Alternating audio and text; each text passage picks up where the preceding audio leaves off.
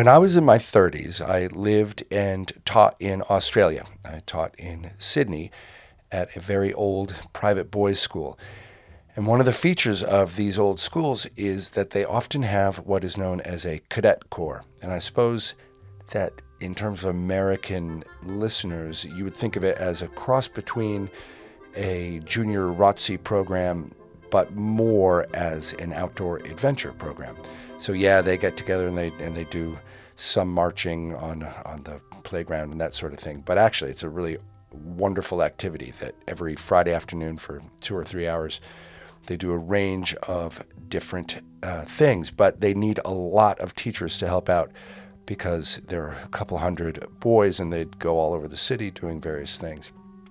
And so I volunteered one year to help out. And the job that I got was kayaking. So we would go down to Sydney Harbor and do some kayaking, all in preparation for the big cadet camp that happened every year at the end of the year. And for this, we'd go to different state forests, campsites around New South Wales, the state where Sydney is. And one of the years that I helped out, the cadet camp was held at a place called Belanglo State Forest.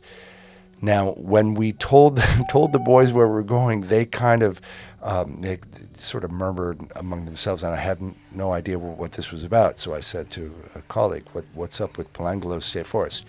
Turns out that in the early '90s, a guy called Ivan Milat killed 7 different young people, I think between the age of like 19 and 22, young backpackers, killed them and buried them in Belanglo State Forest.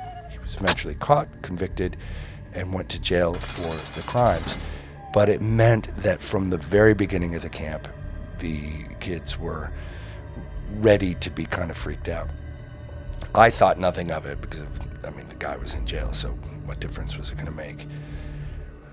One of the nights, they send different parties out to do a really great overnight exercise. They're given a bunch of things that they have to do. They have to track in the dark and use compasses and things like that over a really wide-ranging land.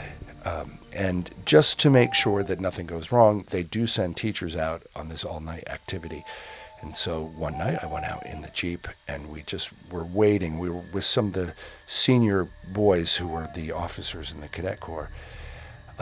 And while we were waiting, a notice came in over the walkie-talkie that people had spotted some very strange human activity. They weren't sure what was going on, but that we were to keep our eyes open and we might cut the exercise short because they weren't quite sure what was going on out there. Now, while that walkie-talkie call came in, one of the kids tugged on my shirt and pointed, and about 50 feet away, we saw this little red light.